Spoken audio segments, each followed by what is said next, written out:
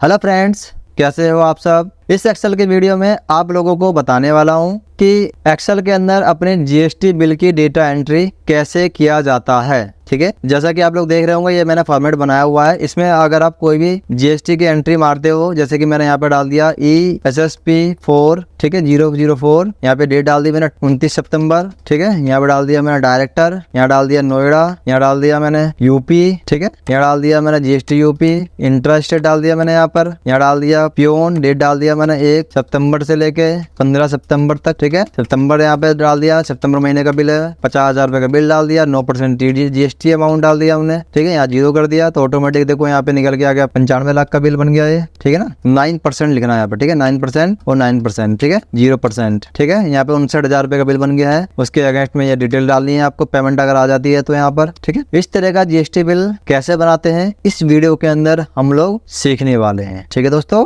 तो इस तरह का फॉर्मेट बनाने के लिए आपको क्या करना होगा, सबसे पहले हमने एक शीट बना ली जिसका नाम है जीएसटी बिल डेटा एंट्री, ठीक है। तो उस पर सबसे पहला जो कॉलम होगा उसका नाम होगा सीरियल नंबर, ठीक है। उसका अगला नाम होगा बिल का नंबर। बिल का नंबर मतलब ये होता है जैसे कि आपने कोई जीएसटी बिल काटा, ठीक है, तो उस जीएसटी का एक पर्टिकुलर नंबर हमें बनाना पड़ता है, ठीक है, ताकि कोई डुप्लीकेसी बिल जनरेट ना हो और आगे हमें कोई प्रॉब्लम ना आए, ठीक है। इसलिए एक यूनिक नंबर होता है जिसका नाम हम बिल नंबर दे रहे हैं। जैसे हो गया तुम्हारा, जैसे मेरा कंपनी का नाम हो गया ESSP001, मैंने डाल दिया पहला बिल नंबर, और अगला अगर मैं बिल काटूंगा तो मैं लिखूंगा ESSP002। इस तरह से एक सीक्वेंस नंबर हमें बनाना होता है बिल का, ठीक है। तो अगला जो नाम है उसका है बिल डेट, ठीक है। बिल डेट का मतलब ये हुआ कि जैसे आपने आज बिल काटा, 1 नंबर बिल काटा, तो उस बिल का डेट क्या होगा। आज काटा तो आज का बिल डेट होगा। अगर आप पीछे का बिल डेट काटना चाहते हो तो पीछे का आप काट सकते हो, लेकिन कंडीशन ये है जैसे मैंने बिल जो काटा वो आज की डेट काट दिया 28 सितंबर 2024, ठीक है। अब तुम जो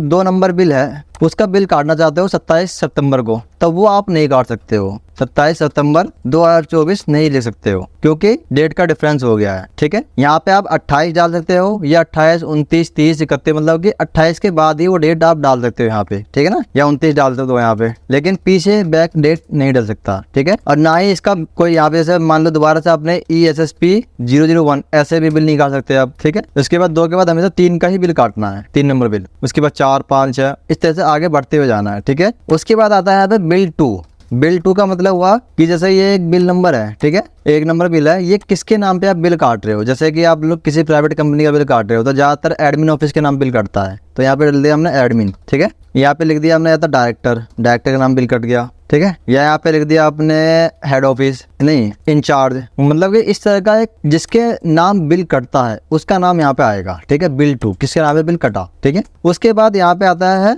बिल का एड्रेस, ठीक है ना। बिल का एड्रेस मतलब ये बिल कहाँ का है, ठीक है। जैसे मेरा है ये नोएडा सेक्टर 44, ठीक है, गौतम बुद्ध नगर, ठीक है, 201301, ठीक है, ये यहाँ का है। उसके बाद अगला बिल है वो यहाँ पर है क्या, विजयनगर गाजियाबाद 20101, ठीक है, इस तरह का है, ठीक है। इसको हम क्या करेंगे, इसका मैं फॉर्मेटिंग बाद में बताऊंगा आगे कैसे कैसे फॉर्मेटिंग करनी है, ठीक है ना। उसके बाद यहाँ पे आता है स्टेट, ठीक है। जैसे ये है आपका नोएडा का स्टेट कौन सा पड़ेगा, उत्तर प्रदेश, तो आपको यहाँ पे उत्तर प्रदेश करना है, उत्तर प्रदेश, ठीक है, उत्तर प्रदेश लिखना है। या तो आप यहाँ पे क्या कर सकते हो, ड्रॉप डाउन लिस्ट भी बना सकते हो, ठीक है। मैं आपको बना कर दिखा देता हूँ। मैंने क्या करा, यहाँ तक सेलेक्ट कर लिया और डेटा में चले गए। यहाँ पे आता है देखो डेटा वैलिडेशन, यहाँ पर डेटा वैलिडेशन, उसके बाद यहाँ पे एनी वैल्यू की जगह लिस्ट, ठीक है। यहाँ पर मैं 2-3 नाम लिख देता हूँ, जैसे मैं लिख दिया उत्तर प्रदेश, ठीक है, और यहाँ पे लिख दिया मैंने दिल्ली, ठीक है, यहाँ लिख दिया मैंने हरियाणा, यहाँ लिख दिया मैंने पंजाब, यहाँ लिख दिया मैंने उत्तराखंड, ठीक है, यहाँ लिख दिया मैंने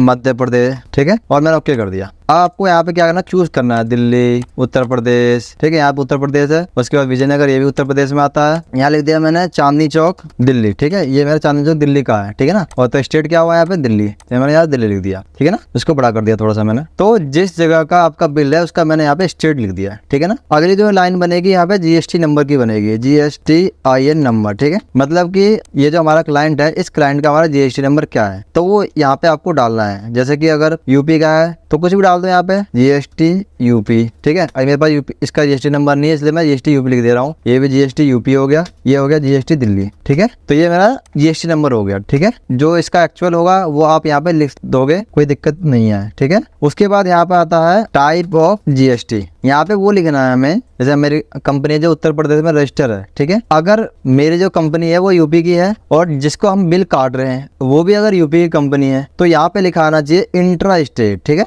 INTRA स्टेट, ठीक है, क्योंकि सेम स्टेट में बिल कट रहा है तो इसलिए इंट्रा स्टेट लिखा हुआ आना चाहिए, ठीक है। जैसे कि यहाँ भी इंट्रा स्टेट हो गया क्योंकि ये भी यूपी का है। यहाँ पे देखो GST दिल्ली का है ये, तो यहाँ पे लिखा आना चाहिए इंटर स्टेट, ठीक है। अब यहाँ पे क्या है, बार बार लिखना पड़ रहा है, तो यहाँ पे मैं क्या कर दे रहा हूँ, ड्रॉप डाउन लिस्ट बना लेता हूँ, ठीक है ना। सेलेक्ट कर लिया मैंने, डेटा में चले गए और यहाँ पे क्या करेंगे, हम डेटा वैलिडेशन में जाएंगे, एनी वैल्यू की जगह लिस्ट चूज करेंगे, यहाँ लिखेंगे INTRA इंट्रा स्टेट, ठीक है, और अगला बनेगा interstate, then okay button पे क्लिक कर देंगे। ये लिखना बहुत जरूरी है, इसका रीजन ये है कि GST का जो अमाउंट है, मतलब GST जो परसेंटेज लगेगा वो इन्हीं के बेस पे ही लगेगा, ठीक है। वो कैसे लगेगा देखो मैं आपको आगे बता रहा हूँ। उसके बाद अगला जो कॉलम बनेगा यहाँ पे लिखा जाएगा डिस्क्रिप्शन, ठीक है। डिस्क्रिप्शन में हम क्या लिखेंगे कि ये जो बिल है वो किस चीज का बिल है। जैसे मैंने लिख दिया यहाँ पे स्वीपर, प्रोवाइडिंग स्वीपर सर्विस, ठीक है, मतलब कि मैंने इस बिल में यहाँ लिख दिया स्वीपर, SWEEP स्वीपर, ठीक है, मैंने इस बिल में स्वीपर सप्लाई किया, ठीक है ना। यहाँ पे स्वीपर, यहाँ पे मैंने दे दिया पियोन, ठीक है ना। तो यहाँ पे डिस्क्रिप्शन लिख देंगे ताकि हमें पता रहे कि ये बिल किस चीज का था हमारा। उसके बाद आता है यहाँ पे बिल का ड्यूरेशन, ठीक है, फ्रॉम डेट, ठीक है,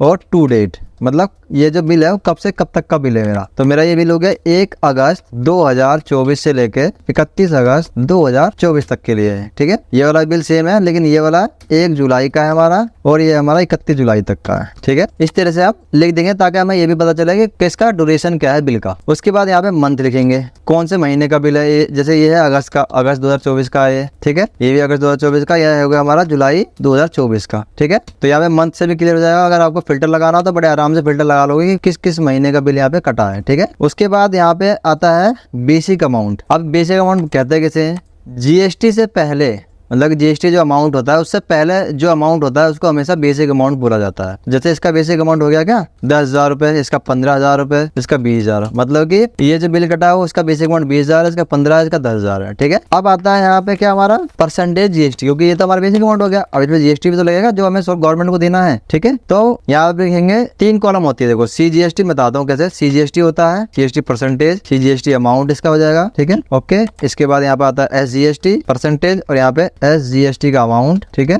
उसके बाद आता है यहाँ पे क्या IGST परसेंटेज और IGST का अमाउंट। अब देखो इनका मतलब समझाता हूं आपको क्या है। CGST और SGST कब लगता है, कब लगेगा, जब हमारा यहाँ पे इंट्रा स्टेट होगा तो यहाँ पे CGST और SGST लगेगा, ठीक है। अगर यहाँ पे हमारा इंटर स्टेट होगा तो यहाँ पे सिर्फ और सिर्फ IGST लगेगा। मतलब कि अगर हम सेम स्टेट में बिल काट रहे हैं तो CGST और SGST दोनों लगेगा। अगर हम इंटर स्टेट का बिल काट रहे हैं मतलब अदर स्टेट में तो वहाँ पे सिर्फ और सिर्फ IGST लगेगा, ठीक है। तो कैसे लगेगा दिखाता हूँ आपको। जैसे क्या है कि यहाँ पे यूपी का है तो मैंने लगा दिया यहाँ पे 9%, ठीक है, 9%। उसके बाद इसका भी 9% हो गया, ठीक है, और यहाँ पे 0 कर देंगे, ठीक है। उसके बाद ये भी 9% हो गया, ये भी 9% हो गया, यहाँ पे 0। और यहाँ पे क्या है IGST लग रहा है क्योंकि इंटर स्टेट है तो यहाँ पे CGST 0% हो जाएगा और SGST भी 0 हो जाएगा और IGST डायरेक्ट 18% हो जाएगा, ठीक है। क्योंकि जो भी हम सर्विस देते हैं ना वो हमेशा उस पर हमेशा 18% का GST देना पड़ता है गवर्नमेंट को, ठीक है। अब इसकी वैल्यू कैसे निकालेंगे, क्या करेंगे हम, यहाँ पे फॉर्मूला क्या लगेगा, इस पे क्लिक करेंगे, इक्वल टू, एक ही बार फॉर्मूला लगाना, उसको ड्रैग कर देना, ठीक है, equal to basic amount into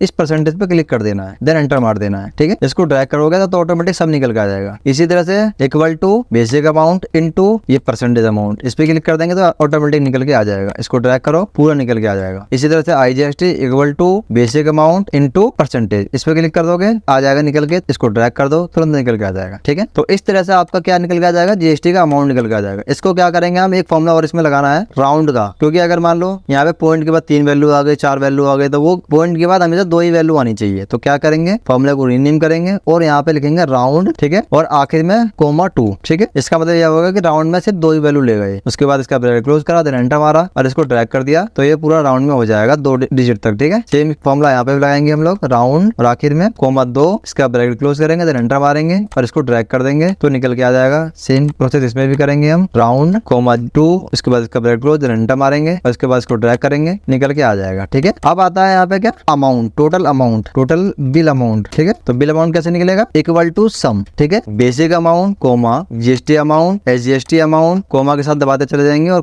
(IGST amount), amount, ठीक है। उसके बाद इसका ब्रैकेट क्लोज करेंगे, देन एंटर मारेंगे और इसको जैसे आप ड्रैग करोगे तो तुरंत इसका क्या निकल के आ जाएगा, आपका टोटल बिल का अमाउंट निकल के आ जाएगा विद जीएसटी, ठीक है। यहाँ तक हो गया आपका क्या, जीएसटी की बिल की एंट्री, ठीक है। यहाँ पे मैं सीरियल नंबर लिख देता हूँ 1 2 3, ठीक है। यहाँ पर ऑटोमेटिक सीरियल नंबर कैसे जनरेट होता है इसके ऊपर मैंने ऑलरेडी वीडियो बनाया हुआ है, इसका लिंक डिस्क्रिप्शन बॉक्स में दे दूंगा, ठीक है। वहां से आप देख सकते हो कि ऑटोमेटिक ये सीरियल नंबर कैसे बनता है, ठीक है। उसके बाद यहाँ पर आता है हमारा, अब जैसे पूरी एंट्री हमने मार ली है अपने एक्सेल शीट में, ठीक है ना। अब हमें मान लो इस बिल के अगेंस्ट में पेमेंट को रिसीव करवाना है, मतलब आपको पेमेंट मिली है तो उसकी एंट्री कैसे करेंगे इसमें, ठीक है। तो यहाँ पे एक कॉलम और डालेंगे, यहाँ पे पेमेंट रिसीव्ड, ठीक है। इस बिल के अगेंस्ट में कितनी पेमेंट आपको मिली है वो अमाउंट यहाँ पे हम लिखेंगे, ठीक है। इस बिल के अगेंस्ट में हमें 10,000 रुपए रिसीव्ड हुए हैं, ठीक है। अब बाकी पैसे कितना डिफरेंस आया है उसका भी एक कॉलम यहाँ पे बना देंगे, ठीक है। यहाँ लिखेंगे डिफरेंस अमाउंट, ठीक है। उसके बाद डिफरेंस अमाउंट निकालने के लिए हमें क्या करना पड़ेगा, equal to received amount minus total amount, ठीक है, और एंटर मारेंगे। तो यहाँ पे देखो माइनस में 1800 रुपए आ रहे हैं, मतलब कि हमें 1800 रुपए कम रिसीव हुए हैं इस बिल के अगेंस्ट में। अब हमें पता करना है इस विभाग से, मतलब इस जहाँ पे हमने बिल लगाया कि 1800 रुपए हमें क्यों कम दिया गया है,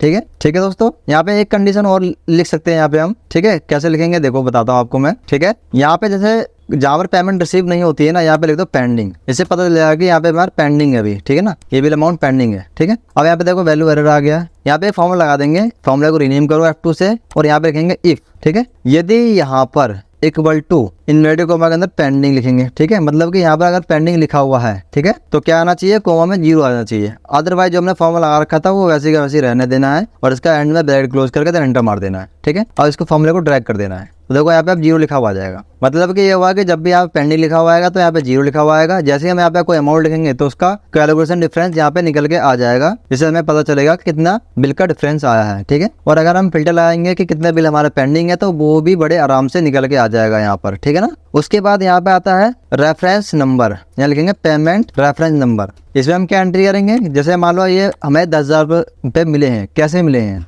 अगर कैश में मिले हैं तो यहाँ लिखेंगे कैश, अगर हमें अकाउंट में आया है तो अकाउंट का NEFT नंबर लिखेंगे यहाँ पे हम, या RTGS नंबर लिखेंगे, ठीक है। यहाँ पे वो नंबर यहाँ पे लिखा जाएगा, ठीक है, जिससे हमें आइडेंटिफाई हो जाए। अगर हम बाद में इन फ्यूचर देखें कि ये 10,000 रुपये किस RTGS के अगेंस्ट में आया है वो हमें तुरंत आइडेंटिफाई हो जाएगा रेफरेंस नंबर डालने से, ठीक है। उसके बाद यहाँ पे लिखना है बैंक का नाम, ठीक है।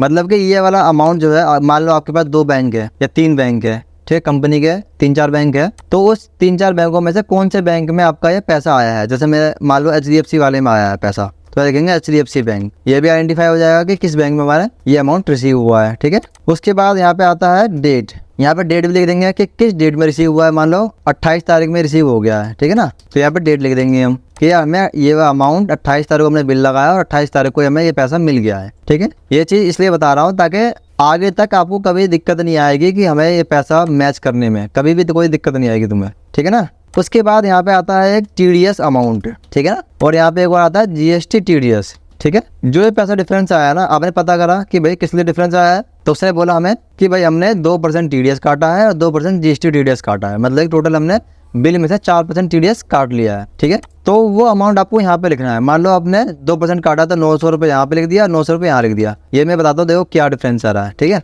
उसके बाद यहाँ पे आता है क्या, सिक्योरिटी अमाउंट, ठीक है। कभी कभी ऐसा होता है कि हमें, जैसे मान लो यहाँ पे क्या गया, 9,000 रुपये दिए उसे, ठीक है। उसने बोला कि भाई कि 9,000 में से मैंने 900 रुपये TDS काट लिया है, 900 रुपये GST TDS काट लिया है और यहाँ पर 1,000 रुपये मैंने क्या करा है, सिक्योरिटी अमाउंट काट लिया है। मतलब 1,000 रुपये मैंने रख लिया अपने पास। जब ये आपका टेंडर खत्म हो गया या आखिरी बिल होगा उसमें मैं ये अमाउंट आपको वापस कर दिया जाएगा, ठीक है। तो उस कंडीशन में आपको ये लिख देना है ताकि आगे पता चले कि हाँ इतने रुपए किस चीज़ से कटे हैं। मतलब कि यहाँ पे देखो 2800 रुपये का डिफरेंस आ रहा है, तो हमें 2800 रुपये का डिफरेंस क्यों आया, कितना कितना क्या क्या कटा है, वो आपको डिटेल यहाँ पे लिखनी है, जिससे बाद में पता चले कि 2800 रुपये डिफरेंस क्यों था, ठीक है। उसके बाद यहाँ पे आता है अदर डिडक्शन, लिख दो कुछ और डिडक्शन काट रहा हो जिसका हमें पता ना हो या उसने बताया नहीं हमें, ठीक है। अदर डिडक्शन लिख दिया मैंने, ठीक है ना। तो मान लो यहाँ पे लिख दिया मैंने क्या, 85 रुपये, ठीक है, 8500 रुपये लिख दिया हमने। तो 900 रुपये TDS काट लिया, 900 रुपये ये काट लिया, 1,000 रुपये काट लिया, अब बचते हैं 500 रुपये। तो उसने ये बताया नहीं कि 500 रुपये मैंने क्यों काटा, तो आप यहाँ पे लिख दो 500 रुपये यहाँ पर, ताकि हम कभी उससे जाके ये पूछ सके कि भाई 500 रुपये का हिसाब दो, 500 रुपये क्यों काटा हमें, ठीक है। अब यहाँ पे आता है टोटल डिडक्शन, ठीक है। टोटल डिडक्शन कैसे निकालेंगे, जो जो कटा है उसका टोटल कर दो यहाँ पे, इक्वल टू सम, और यहाँ पे तीनों को सिलेक्ट कर लो, ठीक है। उसके बाद इसका ब्रैकेट क्लोज करो, एंटर मारो। अब ये वाला अमाउंट और ये वाला अमाउंट मैच होना चाहिए आपका, ठीक है। हमेशा ध्यान रखना ये अमाउंट और ये अमाउंट मैच होना चाहिए, जिससे पता चले आपको कि डिडक्शन जो कटा है उसकी एंट्री मैंने यहाँ पे सही रखी है इन फ्यूचर आगे के लिए, ठीक है। उसके बाद यहाँ पे रिमार्क्स लिख दो। रिमार्क में क्या क्या लिखना है, जैसे उसने बताया कि भाई 2% मैंने क्या करा, TDS काट लिया, मतलब टोटल उसने 4% TDS काट दिया, ठीक है। प्लस 1000 रुपये उसने सिक्योरिटी डिपॉजिट काट लिया, ठीक है, सिक्योरिटी अमाउंट काट लिया, प्लस 500 रुपये अदर डिडक्शन काट लिया। वो आपको यहाँ पे लिख देना है, ठीक है, या नहीं भी लिखोगे तो कोई दिक्कत नहीं है, ठीक है ना। रिमार्क्स में कुछ और लिखना हो वो लिख सकते हो, यहाँ पे डायरेक्ट लिख दो यहाँ पे 4% TDS, ठीक है, क्योंकि ऑलरेडी तो हमने यहाँ पे लिखा हुआ है, ठीक है। ना भी लिखोगे तो कोई दिक्कत नहीं है। ये हो गया आपका पूरा फाइनल बिल की एंट्री कैसे की जाती है। अब इसकी फॉरवर्डिंग करेंगे, ठीक है। हमने क्या करा, इसको सेलेक्ट करा कंट्रोल A से, ठीक है, और यहाँ पे हम क्या करेंगे, होम में चले जाएंगे और यहाँ पे आता है व्रैप, इसको व्रैप करो सबसे पहले, ठीक है ना। उसके बाद यहाँ पे क्या करो, थोड़ा सा इसको सेंटर मिला दो, सबको सेंटर मिला दो, ठीक है ना, सेंटर मिला दो ताकि अच्छा लगे देखने में। उसके बाद जो ऊपर हेडिंग है उसको सेलेक्ट कर लो एक साथ, और यहाँ पे क्या करो, ये मैंने कोई कलर रख दिया यहाँ पे ताकि देखने में अच्छा लगे। फिर कंट्रोल A दबाओ और यहाँ पे ऑल बॉर्डर कर दो यहाँ पे, ठीक है, ओके। अब देखो यहाँ पे क्लियर हुआ आपको सारी चीजें, ठीक है ना।